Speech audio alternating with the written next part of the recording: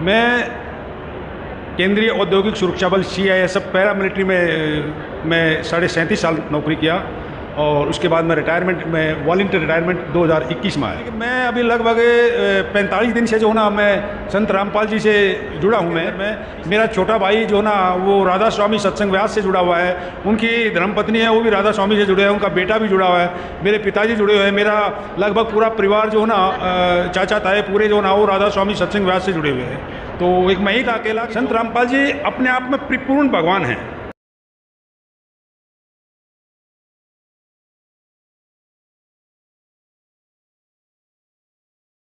दर्शकों, जो लोग ये कहते हैं कि संत रामपाल जी की शरण में केवल अशिक्षित अनपढ़ लोग ही आते हैं, उन लोगों के मुंह पर ये वीडियो एक तमाचे के समान है। जी हाँ दर्शकों, आज केंद्रीय औद्योगिक सुरक्षा बल पैरा मिलिट्री फोर्स का एक जवान जो कि हमारे साथ जुड़े हुए हैं।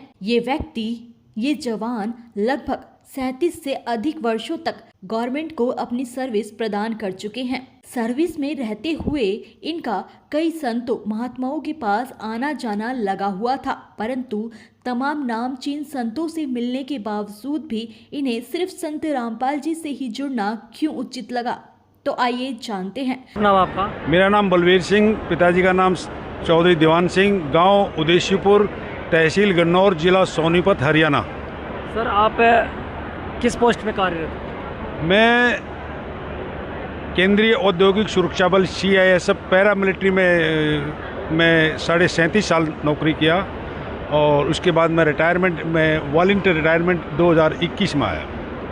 आप संत रामपाल जी महाराज के शरण में आने से पहले किस किस भक्ति करते थे? मैं संत रामपाल जी के आने से पहले जो हमारे पारंपरिक जो घरों में जो पूजाएं होती थी वही सब पूजा, हमारा जो माता जी है उनकी कढ़ाई वगैरह होती थी अष्टमी के दिन, और साधारण पूजा जो घरों में होती थी वही पूजा जो हम लोग पारंपरिक पूजा करते थे, जो घरों में जो पूजा होती थी। आप वहाँ पर अभी मिलिट्री फोर्स में थे, आप वहाँ पर आप रहे और उसके बाद संत रामपाल जी महाराज के शरण में कैसे आना हो? जी सब, मैं पैरामिलिट्री फोर्स से रिटायर्ड हूँ और मेरा पोस्टिंग जो है ना वो हरिद्वार में रहा, और मैंने हरिद्वार में एक छोटा सा मकान भी बनाया है और हरिद्वार में काफ़ी लंबे समय तक रहने के साथ साथ में वहाँ पे हिंदुस्तान ही नहीं पूरे विश्व भर के जो ना वो संत आते हैं वहाँ पे, और वहाँ पे सभी से जो है ना लगभग सभी से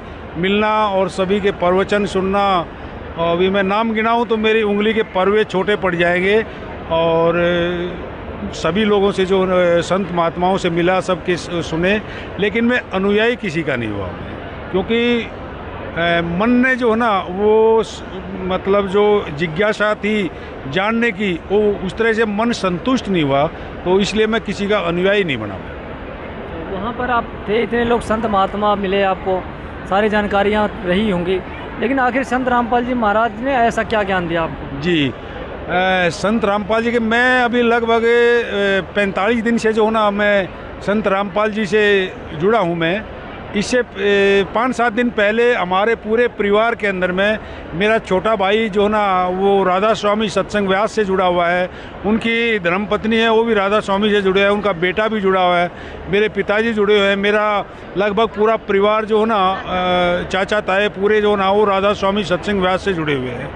तो एक मैं ही था अकेला कि जो मैं किसी सत्संग से या किसी का अनुयायी नहीं बना, और करीब 2 महीने पहले यहाँ धनाड़ा आने से पहले ताऊ जी का लड़का था और उनके साथ में 4-5 बंदे थे, वो कहने लगे कि जी हम व्यास जा रहे हैं राधा स्वामी सत्संग व्यास में, आप भी चलो।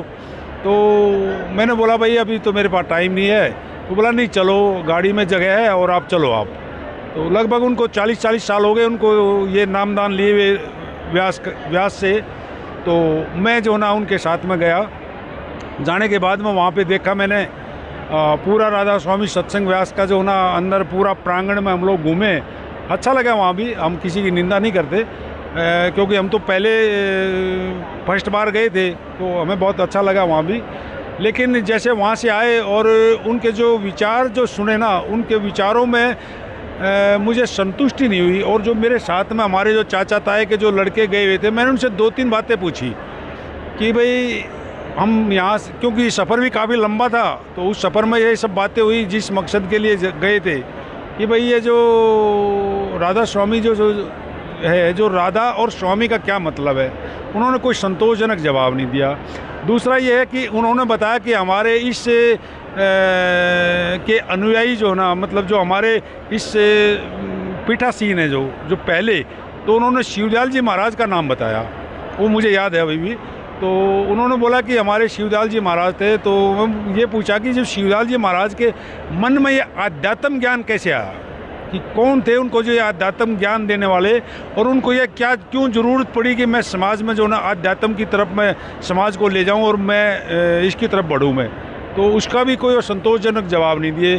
कहने का मतलब है कि 200-250 किलोमीटर गए हम, वो इसी बीच में चर्चाएं होती रही। वो 4-5 बंदे थे उसके राधा स्वामी के अनुयायी, तो उन्होंने कोई संतोषजनक जवाब मेरे को नहीं दिया, जबकि वो 35-35, 40-40 साल से जुड़े हुए थे। तो उसके बाद में मैं 3-4 दिन के बाद में मैं आया आपका संत रामपाल जी महाराज के जो ना सतलोक आश्रम धनाना में, और मैं और मेरी श्रीमती ने, हमने दोनों ने जो ना यहाँ नामदान दीक्षा ली, और मुझे बहुत अच्छा लगा। अंदर आत्मा एकदम मतलब कुछ ऐसा हुआ कि जैसे बुझी हुई बाती में घी डाल देते हैं ना, इस तरह से कुछ अपने आप में खुशी महसूस हुई। और मैं बताऊं आपको कि मुझे जो ना सन 2000 में मुझे चोट लगी थी। मेरी स्पाइनल ऑपरेशन हो रखा है, मेरा बहुत बड़ा ऑपरेशन हो रखा है। और मैं नाम दीक्षा लेने के बाद में मेरे कमर में बहुत भयंकर दर्द हो गया था। ऐसा हो गया था मैं टेढ़ा बिल्कुल, कि जैसे इंग्लिश का जेड होता है ना, ऐसे मैं 3 जगह से मुड़ गया था। और सुबह उठता या दिन में जब भी 4 पाई उठना पड़ता, तो ये हमारी श्रीमती है, मैं इनके हाथ का सहारा लेके मेरे को उठना था। तो मैं नाम दीक्षा लेके यहाँ से गए, और वहाँ पे मैं बिस्तर पे लेटा हुआ था। मैं सुबह शाम को जो ना नाम जो ना लेके और मैं सो गया। और रात में अचानक क्या हुआ कि मेरी कमर में एक झटका लगा, रीढ़ की हड्डी में एक झटका टाइप का लगा। मुझे बहुत दर्द हुआ। तो मैं जो ना दर्द से कराया, और उसके बाद में काफ़ी देर बाद में नींद आई, मैं सो गया। सुबह मैं उठा, जबकि मैं कई दिन से जो ना वो मिसिज के हाथ का सहारा लेके मेरे को उठना पड़ रहा था। उस दिन मैं सहारा नहीं लिया, और मैं सुबह जो ना वो उठ गया मैं। तो मैंने इनको मिसिज को बोला कि देखो मैं आज उठ गया हूँ और मुझे आराम लगा। और मुझे ऐसा लगा कि मैं सतलोक आश्रम धनाना धाम में पंडाल के राइट साइड के कोने में, जहाँ पे बर्तन का ट्रॉली रखा हुआ है ना, मुझे ऐसा लगा कि मैं धनाना धाम में ट्रॉली में जो बर्तनों की ट्रॉली है उसके पास में मैं सेवा कर रहा हूँ, मैं वहाँ पे खड़ा हूँ, जिसमें मुझे वो झटका लगा कमर में। तो मुझे बहुत, सुबह उठा तो मुझे बहुत अच्छा फील हुआ। तो ये बोली कैसे उठ गए, मैं बोला पता नहीं क्या हुआ, रात में झटका लगा था और मैं जो ना अभी बिल्कुल ठीक हूँ। मैंने कमर को दाएं किया बाएं किया और मैं बिल्कुल अपने आप को अच्छा फील महसूस किया। फिर उसी के नेक्स्ट अगले दिन जो ना फिर मुझे एक और झटका, ऐसे ही सेम झटका लगा और मैं सेम जो ना वहाँ राइट साइड में बर्तनों की ट्रॉली के पास में मुझे जो ना मैं शोपन में वहाँ पहुँच गया और मुझे झटका लगा और मैं जो ना एकदम अच्छा स्वस्थ, अभी आपके सामने खड़ा हूँ, मैं बिल्कुल स्वस्थ हूँ। आप बोलेंगे कोई भी एक्सरसाइज व्यायाम योगा करने के लिए, मैं भी करने के लिए तैयार हूँ। मेरी कमर और मेरा शरीर बिल्कुल फिट है बिल्कुल। उसके बाद में हमारा जो भतीजा है वो सतलोक आश्रम धनाना धाम से जुड़े हुए, मेरे से पहले जुड़े हुए, तो उन्होंने बोला और मेरे भी फ़ोन पे मैसेज आया कि भाई धनाना धाम में जो है ना ऐसे 12 आश्रमों में प्रोग्राम है, भंडारा है, तो उसमें आप 5-6 दिन की जो सेवा देना चाहते हैं तो आप दे सकते हैं। तो मैंने तुरंत जो ना अपने भतीजे को फ़ोन लगाया, बोला कि भाई मेरा नाम ज़रूर लिखवाना, क्योंकि मुझे जो ना बहुत अच्छा फील हो रहा था कि मैं सोच रहा कि मैं पता नहीं आश्रम के लिए और अपने लोगों के लिए मैं कितना क्या करूं और मुझे और भी अच्छा फीलिंग हो, मतलब करने की एक उत्तेजना जागी मेरी। तो उन्होंने जो ना वो नाम लिखवा दिया और हमको 6 तारीख को आना था, लेकिन मैं 7 तारीख को, मैं किसी कारणवश सुबह 7 तारीख को यहाँ पहुँच गया और हम 12 तारीख तक रहेंगे। तो इसी बीच में मुझे जो ना वो 5 तारीख को शाम को मैं और मेरे चाचा जी, सबसे छोटे वाले चाचा जी, मेरे पिताजी 5 भाई हैं, सबसे छोटे वाले चाचा जी हैं, मैं और वो मुझे स्वप्न में दिखाई दिया कि हम सतलोक आश्रम धनाना धाम के अंदर में हम दोनों लड्डू की सेवा में आए। एक चौकी पे बहुत सारे लड्डू रखे हुए हैं और अब मैं अपनी चौकी की मतलब सेवा में बैठा हूँ, चाचा जी अलग बैठे हैं। और मैंने जो ना 5 तारीख को यहाँ धनाना धाम आने से पहले पूरे परिवार को मैंने ये बात बताई कि मुझे जो ना वो ऐसे ऐसे वहाँ लड्डू की सेवा मिली है। और जैसे हम 7 तारीख को यहाँ धनाना धाम पहुँचे, हम लगभग 8 बजे के आसपास में, तो वहीं गेट पे जो ना मुझे मैं नहीं जानता कौन था कौन नहीं था, लेकिन जब उनका परिचय लिया हमने तो वो सतवीर दास जो ना वो उन्होंने अपना नाम बताया। और जैसे हम गेट के अंदर घुसे तो हमारे को बोला, हमने बोला कि भगत जी सत साहेब, तो उन्होंने बोला सत साहेब, तो बोला आप लोग दोनों इधर आओ, आपकी सेवा जो ना वो लड्डुओं में सेवा है आपकी। हम बोला हम एक बार नकमस्तक करके आते हैं उधर, उसके बाद में आते। बोला नहीं नहीं आप पहले थैला रखो वहाँ पे, पहुँचो पहले वहाँ पे, उसके बाद में आप वहाँ पे आना।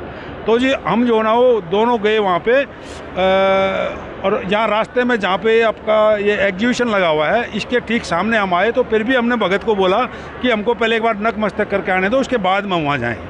तो जी हम जो ना वहाँ नतमस्तक करके आए, तो वो भगत हमारे पीछे पीछे वहाँ पहुँचा हमारे पास में, और वो हमारे को दोनों का हाथ पकड़ के हमारे को वहाँ लड्डू की सेवा में छोड़ गया।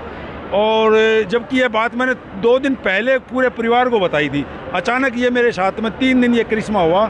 अब इसको मालिक का करिश्मा कहेंगे या रामपाल जी का करिश्मा कहेंगे या क्या कहेंगे क्या नहीं कहेंगे तो मुझे नहीं पता, लेकिन जो सच्चाई थी वो मैंने बयां कर दी है। आप संत रामपाल जी महाराज के शरण में आने के बाद आपके साथ इतना चमत्कार हुआ जी, तो अब जो पहले आप भक्ति करते थे या पुलिस फोर्स उसमें फोर्स में थे आप मान लीजिए जी, वहाँ पर आपने जो देखा संतों का, जो आप वहाँ पर भंडारा देखा होगा संत महात्माओं का, जी जी, जो वहाँ पर बर्ताव देखा होगा, कैसा रहा संत रामपाल जी महाराज के बर्ताव में या संत रामपाल जी महाराज के शिष्यों में जी, और आप और वहाँ के लोगों में कैसा रहा? जी, संत रामपाल जी जो ना संत रामपाल जी अपने आप में परिपूर्ण भगवान हैं। क्योंकि ये जो समाज के अंदर में जो भी हमारे इस भोले वाले समाज के अंदर में जो धर्म के ठेकेदारों ने जो कुरीतियाँ फैला रखी है, उन कुरीतियों को मिटाने के लिए और अच्छा रास्ता दिखाने के लिए मांस मदिरा, उसके बाद में आपका शादी में दहेज लेन देन, बहुत सारी इतनी आपको में इतनी कुरीतियाँ समाज में फैली हुई है। आदमी चारों तरफ से बंधा हुआ है, न खुल के जो ना कुछ कर सकता है। एक मेरा अपना समझ लो कि मेरा अपना जो ना बेटी है, उसका शादी करने का मुझे इतना पैसा नहीं है, लेकिन मेरे को मजबूरी है कि मैंने लोक लाज के कारण मैंने चाहे अपना ज़मीन गिरवी रखना पड़े या कहीं से उठा के लाना पड़े। अगर मेरे भाई ने, मेरे चाचा ताए ने अगर जो 10 लाख रुपया खर्चा किया तो मेरे से 11 लाख करवाएंगे वो एक लोग सामाजिक दबाव में। तो इन सब कुरीतियों को हटाने के लिए भगवान आए हैं, तो हमारा तो मन जो ना वो गदगद हो गया है। और हम तो ये कहते हैं कि पूरा समाज, पूरे लोग, पूरी दुनिया एक दिन ज़रूर जो ना इस सफ़ेद झंडे के नीचे ज़रूर जो ना पूरे एक ही झंडा रहेगा, धार्मिक आध्यात्मिक झंडा, और वो रहेगा संत रामपाल जी, और पूरी दुनिया जो ना इसके नीचे आएगी। नमस्कार जी। नमस्ते जी। आपका क्या नाम है? शिला देवी। आपके ये हस्बैंड हैं, इन्होंने अभी तक जो बताया, क्या आप जो भी इन्होंने बताया कि हमारे साथ ये चमत्कार हुआ, ये सब आपसे बताए थे? इन्होंने कहा था कि हमने बताया था अपने मिसेज से, क्या सही है? बिल्कुल सही है जी, बिल्कुल सही है। बिल्कुल अंदर आत्मा हमारी झंझोड़ रखी है, बिल्कुल पक्का विश्वास है हमारे को। और आपने भी नाम लिया संत रामपाल जी महाराज से, आपको भी कुछ अनुभव हुआ? हाँ, हमारे को बहुत पूरा अनुभव, पूरा। जो दर्शक आप लोग को देख रहे हैं उनको क्या संदेश देना चाहेंगे? हम तो संदेश तो हम क्या देंगे, हम तो पाँव के ऊपर जो धूल है, धूल के कण के समान है, पाँव झाड़ दिया, वही धूल जो है ना वो ज़मीन में मिल गई और दोबारा उस धूल के कण को आप ढूंढ नहीं सकते। तो हम तो धूल के कण के बराबर हैं। हम तो कोई संदेश नहीं दे सकते, लेकिन आग्रह कर सकते हैं कि जितने भी जो है ना संत लोग जुड़े हुए हैं, कम से कम अपने घर जाके अपने गली मोहल्ले सगे संबंधियों में, मैं अपनी तरफ से, मैं आश्रम की तरफ से या महाराज की तरफ से नहीं कह रहा, मैं अपना निजी सोच है, क्योंकि हम नए नए जुड़े हैं, हमको मालूम नहीं पूरी परंपरा का, लेकिन मैं अपनी निजी सोच कह रहा हूँ कि मैं मानता हूँ कि आज यहाँ धनाना आश्रम में लाखों लोग जुड़े हैं, तो मैं आग्रह करता हूँ सभी से हाथ जोड़ के कि कम से कम एक आदमी 10 को जोड़े, मेरे, क्योंकि जो यहाँ पे जो आपने सीखा है, जो आपने देखा है, इन विचारों को अपने सगे संबंधियों, नियर एंड डियर में जो है ना वो शेयर करेंगे, बांटेंगे और उनको बताएंगे, तो मानता हूँ कि एक एक आदमी 10-10 को जोड़ेगा तो हमारा जो है ना पूरे विश्व के अंदर में बहुत जल्दी जो है ना बदलाव आएगा और एक सच्चा और ईमानदार समाज तैयार होगा। लोगों का मानना है कि संत रामपाल जी महाराज से छोटे छोटे लोग, गरीब वर्ग के लोग, जो पढ़े लिखे नहीं हैं, जो अनपढ़ गंवार हैं, जो मतलब जिनके पास कोई धंधा नहीं है, कोई रोज़गार नहीं है, किसी काम के लायक नहीं है, वही लोग जुड़े हैं। उनके बारे में क्या कहना चाहेंगे, क्योंकि आप एक गवर्नमेंट सर्वेंट रहे कुछ दिन, और आप उनको क्या संदेश देना चाहोगे, क्या कहना चाहेंगे भाई यहाँ पर जो लोग, उनका मानसिकता ऐसा है कि भाई यहाँ पर छोटे छोटे लोग ही जुड़ते हैं, जो भी पढ़े लिखे नहीं हैं या फिर उनके पास कोई खाने पीने का कोई बिजनेस नहीं है, वो तो वहाँ खाने जाते हैं, पेट भरने जाते हैं। देखो जी, ये तो एक आपने अजीब गजीब सवाल कर दिया, गजब सवाल कर दिया आपने, क्योंकि आदमी जो ना वो क्या, आपने क्या बोला कि भाई छोटा बड़ा, छोटा बड़ा क्या दौलत से छोटा बड़ा होता है? आदमी को दौलत से आंकते हैं क्या कि जिसके पास दौलत है वो बड़ा आदमी है और जिसके पास दौलत नहीं है वो तुच्छ आदमी है? ये आंकना जो ना हमारा और हमारे समाज का बहुत ही गलत है। इस तरह से किसी आदमी की औकात को नहीं मापा जाता कि जिसके पास दौलत है वो बहुत निकम्मे काम करता है तो उसको हम बोले कि जी उसके पास दौलत है, बहुत बड़ा आदमी है, बहुत अच्छा आदमी है। ऐसा नहीं है, आदमी को दौलत से नहीं आंका जाना चाहिए और मैं तो आंकता नहीं। अभी तो समाज में 100% इसी को प्योरिटी दिया गया है। ये नहीं जी, नहीं, ये तो बहुत ही गलत बात है ना। ये आंकने का पैमाना जो है ना, ये संत रामपाल जी जो है ना इसको बदलेंगे ज़रूर, बहुत जल्दी बदलेंगे। ये बदलाव इतना जल्दी आएगा कि इस पैमाने को ज़रूर बदलेंगे कि जिसके पास दौलत है वही बड़ा है और जो मेरे की तरह मैले कुचेले या मतलब दौलत नहीं है लेकिन विचार, देखो लोगों कितने महान विचार हैं। एक थैला अगर आप या 10 दिन के लिए यहाँ अगर रख दिया किसी कोने में तो 10 दिन तक रखा रहेगा, नहीं तो भगत लोग आएंगे उठा के और अनाउंसर के पास दे के आएंगे ताकि अगले को मिल जाए। यहाँ पे कोई जो है ना किसी की पर्स निकल गया, किसी का क्या बोलते हैं, किसी गलती से किसी का फ़ोन निकल गया या छूट गया या किसी का बच्चा दाएं बाएं हो गया तो यहाँ भगत लोग क्या करते हैं कि उसको तुरंत लेते हैं और अनाउंसर के पास दे के आते हैं। और ये तो मैं बोल रहा हूँ कि ये तो इतने ईमानदार लोग हैं कि इनको मैं क्या उपाधि दूँ, समझा? मेरे पास में वो शब्द नहीं है बोलने के लिए कि जो इस प्रांगण के अंदर में जो भी भगत मिले हैं वो ऐसे मिले हैं कि ये सड़क की तरह जो है ना ये लगा है कि एक्चुअली अगर आज लग रहा है धनाना में तो ये सतलोक लग रहा है, पृथ्वी पे सतलोक लग रहा है। और इसमें आने वाले भक्त हैं जो उनकी भावनाएं इतनी अच्छी भावनाएं, इतने कोऑपरेटिव, इतने सहयोगी लोग हैं कि बहुत ही सहयोगी लोग हैं। तो इनको हम गरीब या इनको तुच्छ आदमी या इनको खाने के लालच में, आज कोई खाने का किसी के पास में जो है ना वो टाइम नहीं है, ना कोई खाने पे विश्वास रखता जी। आज तो आदमी के पास समय ही नहीं है, टाइम ही नहीं है। अभी यहाँ देखो लोग आंध्रा से, तमिलनाडु से, आसाम से, नागालैंड से, कोहिमा से, मेरे साथी जो है ना वो पैरामिलिट्री से रिटायर्ड साथी मेरे पास में, आसाम से, आपका कोकराझार से, डिब्रूगढ़ से, कल ही मेरे की बात हुई, पूरे भारतवर्ष से, आपका कच्छ से लेके मिज़ोरम तक और कश्मीर से लेके कन्याकुमारी तक इतने लोग आए हुए हैं। उसके बाद में एक दो तो मैंने विदेशी भी देखा है, कल एक दो विदेशी लोग भी देखे हैं, नेपाल से लोग आए हुए हैं। तो क्या ये सब लोग नहीं है? ऐसा नहीं है। बहुत ही जो ना मतलब संत रामपाल जी की जो आध्यात्मिक ज्ञान है इसके चलते लोग जो ना यहाँ खींच के आए हैं, ना कि कोई खाने के लिए कोई नहीं। जो लोग संत रामपाल जी महाराज से जुड़ना चाहते हैं, नाम उपदेश लेना चाहते हैं, कैसे ले सकते हैं? जी, संत रामपाल जी से नाम लेने के जो ना आज पूरे भारतवर्ष के अंदर में 500 जो ना और नाम केंद्र खुले हुए हैं। और उसके बाद में जो हमारा साधना टीवी पे चैनल पे और जो संत रामपाल जी का जो सत्संग सुनाई देता है तो उसी में पीली पट्टी आती है, उसी पीली पट्टी पे 10 अक्षरों में मोबाइल नंबर है। आप जो है ना उस मोबाइल नंबर पे संपर्क कीजिए, वो आपको बताएंगे कि आप भारतवर्ष के या विदेश के कहाँ के रहने वाले हैं और आपको कहाँ संपर्क करना है। तुरंत आपके पास में रिटर्न कॉल बैक आएगी और उस पे जो है ना आपको लाइव आपको नामदान दिया जाएगा और बिना पैसे के निःशुल्क जो है ना नामदान दिया जाएगा। बहुत बहुत धन्यवाद आपका। जी, बहुत बहुत शुक्रिया सत साहिब जी।